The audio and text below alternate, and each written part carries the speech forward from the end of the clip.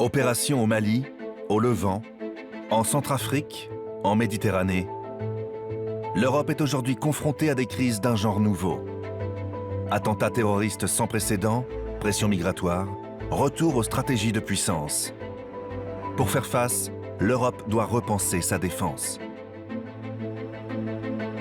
Les conflits, d'une manière générale, se durcissent, sont de plus en plus distants, sont de plus en plus complexes, sont la plupart du temps interconnectés. Mais aujourd'hui, les Européens ont partagé le constat de la nécessité opérationnelle, nécessité industrielle, nécessité stratégique et nécessité financière. Faire du réveil stratégique européen une réalité, permettre aux Européens d'avoir les bons instruments au bon moment pour pouvoir réagir face à cet environnement compliqué.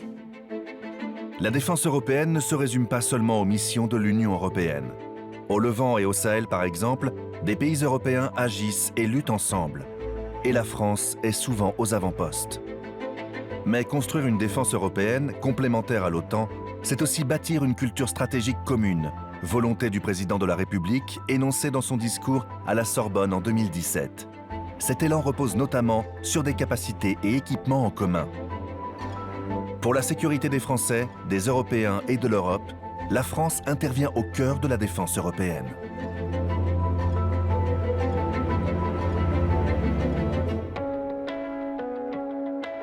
Bruxelles, capitale belge, capitale européenne aussi. 40 000 fonctionnaires européens y travaillent, que ce soit à la Commission, gardienne des traités, ou au Conseil, qui représente les États membres de l'Union. C'est derrière ces fenêtres que se décide la politique étrangère et de sécurité de l'Union européenne. Ici, des ambassadeurs travaillent au quotidien pour faire valoir la position de leur État. À la représentation permanente de la France, auprès du comité politique et de sécurité, l'ambassadrice Claire Rollin veille à faire entendre la voix de la France. Ce matin, elle échange avec ses conseillers avant un comité avec les 28 ambassadeurs européens. Au cœur des discussions, la situation au Sahel. En termes de sécurité malienne. Donc cet après-midi, ce que l'on va faire, c'est d'une part partager la connaissance qu'a la France sur la situation en termes de sécurité au Mali. Et donc c'est utile pour nous de partager cette information avec les autres partenaires de l'Union européenne pour pouvoir faire en sorte qu'à 28, nous convergions sur l'évaluation en termes de sécurité et qu'ensuite on en déduise ce que l'on va faire en termes d'évolution des missions européennes que l'on a sur place. À travers le monde, 5000 personnes de l'Union européenne sont déployées dans une dizaine de pays pour œuvrer en matière de politique de défense et de sécurité. Depuis 2003, date de la première opération militaire de l'UE, une trentaine de missions ont déjà été déployées. L'Union européenne, c'est une organisation qui a en fait un très grand champ d'outils à sa disposition.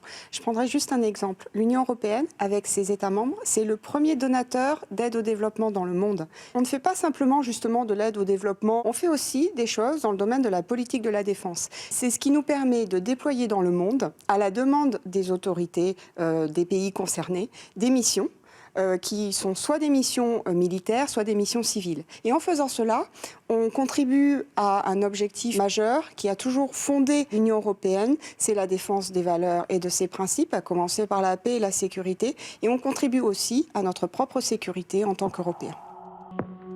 Au Sahel, aux côtés de la force conjointe G5 Sahel, de l'opération française Barkhane et de la mission internationale des Nations Unies au Mali, l'Europe conduit 3 missions, dont une militaire, la mission d'entraînement de l'Union européenne au Mali, l'EUTM Mali.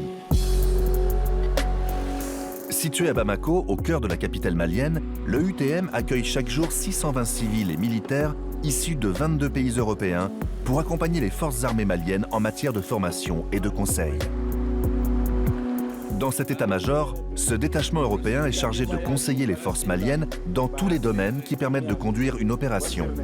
Logistique, gestion des ressources humaines, renseignement. Pour ces militaires allemands, espagnols, portugais et français, les sujets ne manquent pas. La mission de l'ATF, c'est de conseiller l'armée malienne. Alors, on a des experts de différents domaines qui font partie intégrante de cette task force, dans des rubriques aussi spécifiques que le J1, c'est toute la partie personnelle effective, J2, c'est la partie renseignement, J3, c'est les opérations, J4, c'est la logistique. On découvre de nouvelles cultures, des manières différentes de travailler. Le mot interopérabilité prend toute sa signification ici. Ça va ? Ça va. Tu sais, j'étais surpris. Aujourd'hui, le colonel Traoré est venu à la rencontre de ses homologues européens. Chargé de la doctrine et du contrôle opérationnel au sein des forces armées maliennes, il profite de l'expérience de l'EUTM Mali pour rédiger une doctrine d'emploi la plus adaptée à ses forces. Les gens travaillent ensemble et vous savez qu'ils sont là pour vous aider, vous assister. Ils ont quitté leur famille, ils ont quitté leurs frères d'armes, ainsi de suite, bien qu'ils soient là avec d'autres frères d'armes. Donc ça ne fait que montrer l'unicité, la fraternité et l'entente. Le fait de reprendre les différentes doctrines pour faire une doctrine commune au Mali, effectivement, c'est quelque chose qui est très intéressant puisqu'on s'enrichit en fait des choses bien de chaque nation ou de chaque pays. Et on l'adapte au contexte malien, parce que c'est quand même une particularité africaine. Ils n'ont pas les mêmes appétences, les mêmes buts que nous, donc européens. Donc c'est vrai que c'est très enrichissant de pouvoir confronter nos différentes doctrines et faire une doctrine commune à partir de ça. Au-delà de cette mission de conseil auprès des états-majors, l'EUTM Mali a également en charge la formation et l'entraînement des forces de défense et de sécurité maliennes. Nous avons traversé Bamako pour aller sur les hauteurs de la ville, à Kati, où se déroule actuellement un entraînement de manière conjointe avec la force EUTM. Donc il y a plusieurs nationalités représentées et cet entraînement est au profit de la garde nationale malienne. C'est la 10e opération extérieure de cet officier français. En tant qu'officier de liaison, il est l'interface entre la mission européenne et les autorités maliennes. Un atout majeur, la pratique du français. C'est un peu difficile pour les armées étrangères, donc ils ont besoin, comme ils disent, de native speakers. Et le français est là pour créer un climat de confiance, créer un lien avec les forces armées maliennes. Sur le site de Kati, au nord-ouest de Bamako, les stagiaires de la garde nationale malienne reçoivent les premiers enseignements tactiques. L'exercice du jour, mettre en place un checkpoint. Malgré la barrière de la langue, c'est un caporal britannique qui dispense l'exercice. La partie compliquée, c'est qu'en fait, l'instructeur parle anglais, il a besoin d'un traducteur pour que tout le monde arrive à comprendre. 10 minutes to set this up. Ok, donc vous voyez, il va vous donner 10 minutes pour installer ces checkpoints. On fait beaucoup de choses ici, de l'enseignement à l'entraînement au combat. Et comme vous pouvez le voir derrière moi, on fait aussi de la construction de base. Les stagiaires sont très investis, ils peuvent voir les bénéfices de leur apprentissage assez rapidement. Et c'est pour ça qu'ils s'investissent beaucoup. C'est important parce que ça me permettra au moins, quand je suis parti en campagne, ça me permettra au moins de mener un checkpoint de 1 heure de temps, 2 heures de temps, au moins pour 30 minutes. Pour tout véhicule qui passe, au moins c'est pour que je ne sois pas surpris par l'ennemi ou par quelqu'un d'autre, ou par un malfrat ou un véhicule peut être piégé. Si les débuts semblent laborieux, l'objectif de cet enseignement est bel et bien de transmettre aux forces maliennes les rudiments d'une formation militaire pour qu'à terme, elles assurent leur propre sécurité. Si la majorité des entraînements a lieu sur un camp plus au nord, à Koulikoro, en 6 années d'existence, les militaires européens ont déjà formé 14 000 soldats maliens, ce qui représente plus des 2/3 de l'armée malienne. Mais l'implication des Européens ne s'illustre pas uniquement à travers l'EUTM Mali. En dehors du cadre de l'Union européenne, la mission internationale des Nations Unies au Mali ou encore l'opération Barkhane accueillent également des pays européens. Ici, à l'ambassade de France à Bamako, le colonel de Charnassé est le représentant du ministère des Armées dans sa relation militaire bilatérale avec le Mali.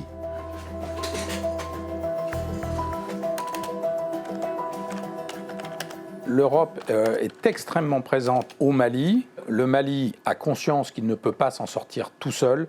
Il est confronté quand même à une menace qui est non seulement persiste, le terrorisme, il est confronté à d'autres problèmes. Il a besoin de la MINUSMA, la force des Nations Unies, il a besoin de Barkhane, de la force française, et il a besoin des forces européennes pour s'en sortir. Donc il accepte très bien toutes ces forces.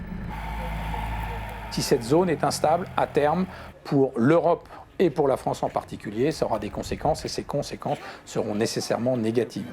Ce qu'on fait ici est fondamental pour assurer notre sécurité à la fois en Europe et en France. Vaste comme l'Europe, s'étalant sur 5 pays, le Sahel fait figure de bande désertique où les frontières n'arrêtent ni trafic, ni menaces terroristes. Le processus de stabilisation du Mali repose à présent sur une logique de partenariat. Au sein de l'opération Barkhane, la France peut compter sur des alliés européens qui ont pris conscience que la menace terroriste au Sahel pouvait avoir des répercussions sur la sécurité en Europe. Après les attentats de novembre 2015 à Paris, la France invoque l'article 42.7 du traité de l'Union européenne portant sur l'assistance mutuelle. Les Européens, quand on a invoqué l'article 42.7 du traité de l'Union européenne, ont immédiatement réagi en solidarité avec la France et ont compris que ce qui se jouait au Sahel était d'importance pour eux également, parce qu'il y avait ce risque terroriste et parce que nous avions une responsabilité d'agir pour stabiliser la bande sahélo-saharienne. Au Sahel, nous ne sommes plus seuls, nous ne sommes pas seuls, en tout cas dans l'opération Barkhane en elle-même, qui était initialement une opération nationale. Depuis l'été dernier, les Estoniens nous ont rejoints, les Britanniques également. Bientôt d'autres pays se joindront à nous. Il y a eu une vraie prise de conscience de ces pays européens du fait que la sécurité en Europe ne se traitait pas en fermant les frontières, mais justement en allant traiter les problématiques de sécurité là où elles étaient. Pour l'Estonie, auprès de qui nous sommes en soutien dans la présence avancée renforcée de l'OTAN, a estimé qu'en retour, se retrouver déployé aux côtés des forces françaises était une manière de monter en puissance remarquable, davantage que tous les entraînements qui pouvaient être imaginés. La France est un partenaire crédible, fiable, qui a démontré quand même une certaine aptitude à mener des opérations complexes depuis plusieurs années. Et de ce fait, des pays comme l'Estonie ont un double intérêt. D'une part, se montrer qu'ils sont conscients des enjeux de sécurité au Sahel, mais en même temps tirer un bénéfice d'une expérience opérationnelle intéressante auprès des Français. Ici, à Gao, au nord du Mali, cette plateforme opérationnelle forte de 1500 hommes constitue un point d'appui permanent de l'opération Barkhane. Depuis plus d'un an, près de 50 militaires estoniens agissent aux côtés des Français. Leur mission première, la protection du camp. Ce soir, le lieutenant Tavi va assurer une garde de 24 heures. À la porte principale, il relève une section française. Okay, I will deal with that. Okay, good. Okay, good. Yeah, good for me. C'est régulier comme ça que les Estoniens vous relèvent le soir? Ah oui, c'est tous les... moi c'est tous les 3 jours en ce moment. Tous les 3 jours on se relève avec les Estoniens, que ce soit pour la FRR ou alors pour la garde. La FRR, ça veut dire quoi? Force de réaction rapide. Il y a une vraie relation de confiance en fait, parce qu'ils assurent quand même la nuit la sécurité du camp. Donc, Oui, il faut. De toute façon, moi, petit exemple, quand le véhicule suicide a sauté, j'étais en pleine relève comme ici avec les Estoniens. Et en fait, on a les deux forces se sont retrouvées face aux attaquants pour répliquer. Donc c'est une coopération qui fonctionne. C'est une coopération qui marche très bien. Ok, so good night, courage. Cet été, lors d'une relève comme celle-ci, une attaque à la voiture piégée a eu lieu à l'entrée du camp. Côte à côte, Français et Estoniens ont répliqué ensemble et repoussé l'attaque.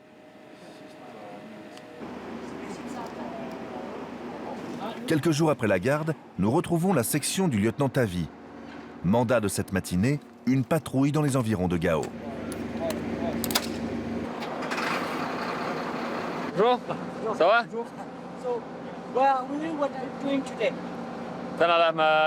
Aujourd'hui, nous allons mener une patrouille pour montrer notre présence et aussi pour reconnaître pour la première fois un itinéraire à l'ouest du fleuve Niger.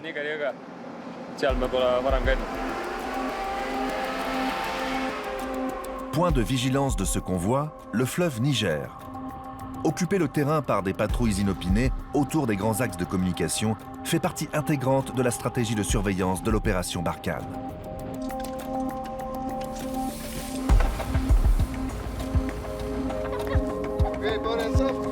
Ce matin, le commandement est assuré par le lieutenant Madis. Déployé en Afghanistan, l'homme a une solide expérience des patrouilles. L'objectif n'est pas uniquement la démonstration de force. Serpenter les villages permet aussi de prendre le pouls de la population.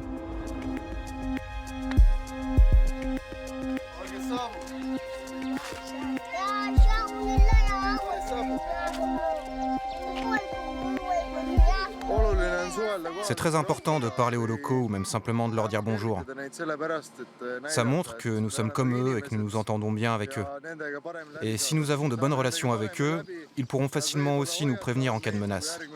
Ils peuvent également nous fournir des informations.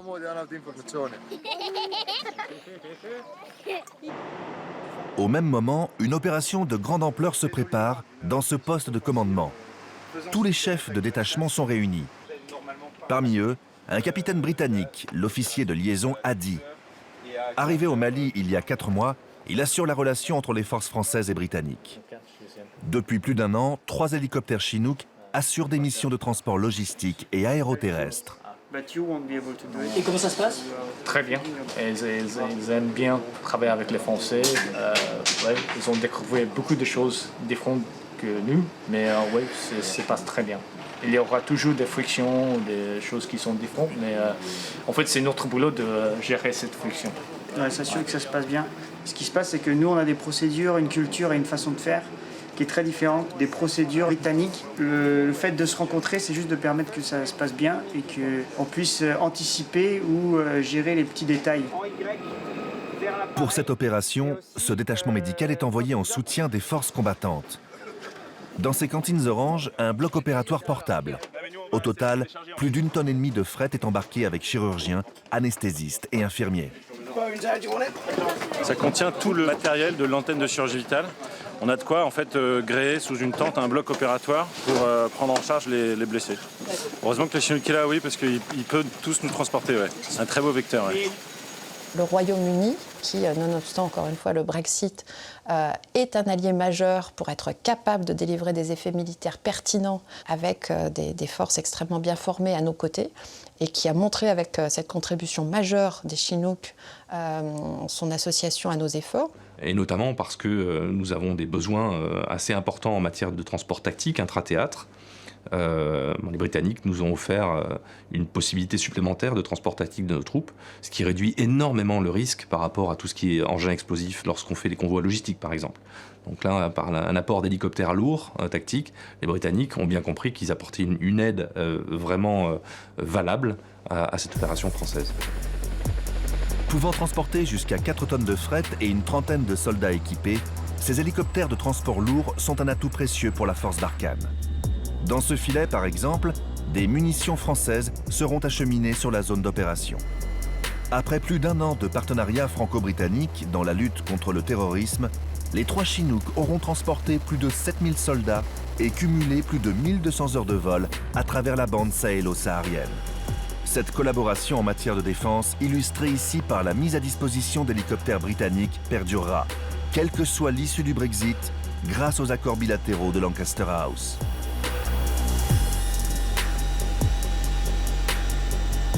Si la France ne dispose pas d'hélicoptères de transport lourd, elle détient d'autres capacités éprouvées en opération. Le Tigre, par exemple, véloce, puissant, polyvalent. Cet hélicoptère de reconnaissance et d'attaque est un atout précieux pour toutes les opérations modernes. Malgré son fuselage camouflage, il porte aussi les couleurs européennes. Il est un symbole de la coopération industrielle franco-allemande. Et c'est ici, dans le sud de la France, au Canet des Morts, à l'école franco-allemande du Tigre, que les équipages français et allemands sont formés. Chaque année, une centaine de stagiaires provenant des 2 pays apprennent à dompter ce fleuron technologique. Le lieutenant Romain est en fin de formation. En 1 an, il a cumulé près de 100 heures de vol dans ce simulateur. Donc là, on va faire une séance de simulation orientée type combat, comme on pourra retrouver en opération extérieure. Donc on est en alerte, on décolle. Voilà, on joue une relève comme il pourrait se passer en opération avec un hélicoptère allemand. Le but de la séance, c'est d'avoir des descriptions du terrain pour trouver l'ennemi et ensuite fournir un appui aux troupes au sol. Pour cet exercice, les cibles seront désignées par un moniteur allemand. Au sol, il est un peu comme les yeux du pilote de Tigre. Dans ce simulateur, le cockpit du Tigre est reconstitué à l'identique et les scénarii infinis. Et ceci apporte souplesse et efficacité à la formation, car si les équipages allemands et français sont formés ici, les versions du Tigre sont différentes entre la France et l'Allemagne. Résultat, l'apprentissage est disjoint. La formation est disjointe parce que les hélicoptères sont un petit peu différents. Donc on a une formation séparée, mais on peut apprendre à se connaître en se retrouvant lors des briefings, le soir après le travail. Et c'est bien d'apprendre à se connaître puisque un jour en opération, certainement, on pourra se retrouver à travailler ensemble. Créée en 2003 dans le cadre du programme Tigre, l'école franco-allemande est une exception.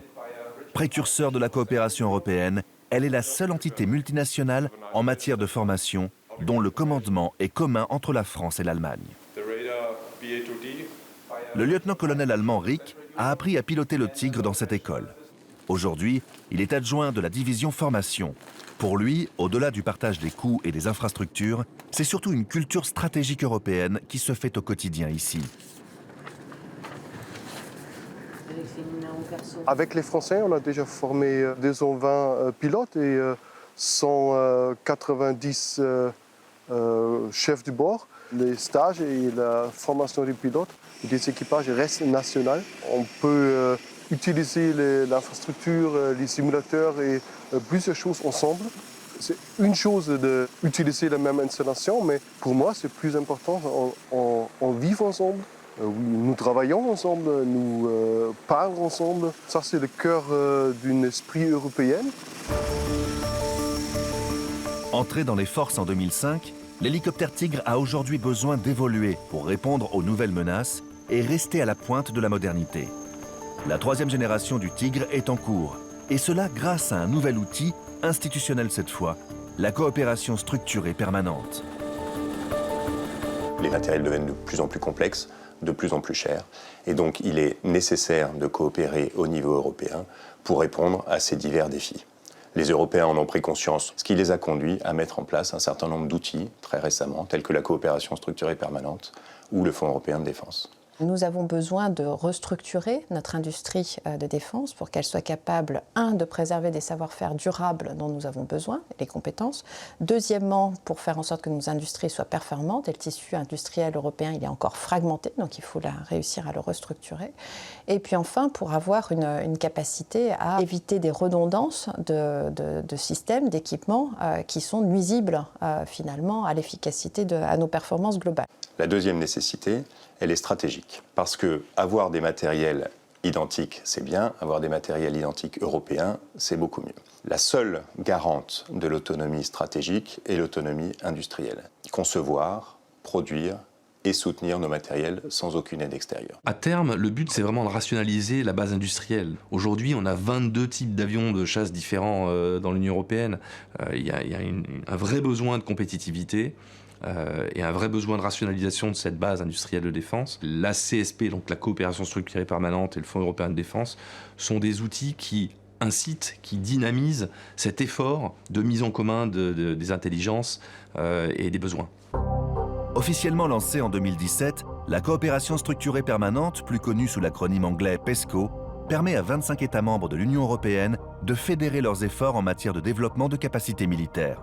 Grâce au financement du Fonds européen de la défense, 34 projets sont aujourd'hui portés par la coopération structurée permanente.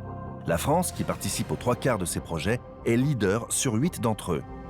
Parmi eux, la rénovation du standard 3 du Tigre, le co-basing qui facilitera l'accueil d'Européens sur des bases respectives et le système EURAS qui permettra de géolocaliser nos forces avec précision grâce au GPS européen Galileo. L'objectif principal de la France, c'est de participer au renforcement des capacités européennes et de combler les lacunes capacitaires identifiées. Le Fonds européen de défense, parce qu'il permet d'amener de l'argent du budget européen en complément du budget de la défense français, parce qu'il permet de coopérer avec les États européens, nous permettra précisément de combler ces lacunes capacitaires. Ça, c'est un vrai changement dans l'ADN de l'Union européenne. Pour la première fois dans l'Union européenne, de l'argent va permettre de développer des outils jusqu'à des prototypes militaires, de faire de la recherche et développement en matière de défense, et qui visera à examiner les opportunités de rationalisation, de travail en commun entre nos industriels pour être plus compétitifs et pour éviter de se battre entre Européens quand il s'agit de fabriquer du matériel militaire. Voilà. Donc c'est vraiment une nouveauté. Le système de combat aérien du futur sera sans doute éligible au Fonds européen de défense, bénéficiera concrètement de ce fonds qui doit aboutir à un projet qui vise à intégrer des composants différents, y compris des drones, y compris tout un tas d'éléments de reconnaissance qui entourent le fonctionnement de ce futur avion de combat et lui permettront d'être à la pointe des modalités de conflictualité futures. Le Salon du Bourget. Tous les 2 ans, plus de 2500 professionnels et 300 000 visiteurs participent au plus grand salon international de l'aéronautique et de l'espace. Et cette année, une démonstration a créé la surprise. Le président de la République a dévoilé la maquette du chasseur qui fera la force du SCAF, le système de combat aérien du futur.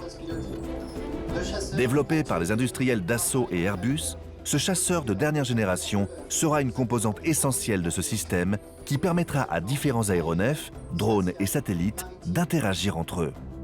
Lors de cette cérémonie, la ministre des Armées Florence Parly a signé avec ses homologues allemands et espagnols l'accord cadre fixant le développement de ce programme qui devrait entrer dans les forces à partir de 2040. Excellence technologique, volonté politique, coopération industrielle, cet avion du futur est à l'image d'une Europe forte et unie qui se construit. En portant ensemble des capacités, en intervenant ensemble dans la gestion des crises, en réfléchissant à des modes opératoires communs avec l'initiative européenne d'intervention, les Européens ont pris conscience qu'ils devaient prendre en main leur défense. Au cœur de cette volonté, la France, par son engagement opérationnel, sa diplomatie et son tissu industriel, se veut à la pointe de ces initiatives européennes. Avec un but, renforcer l'Europe qui protège.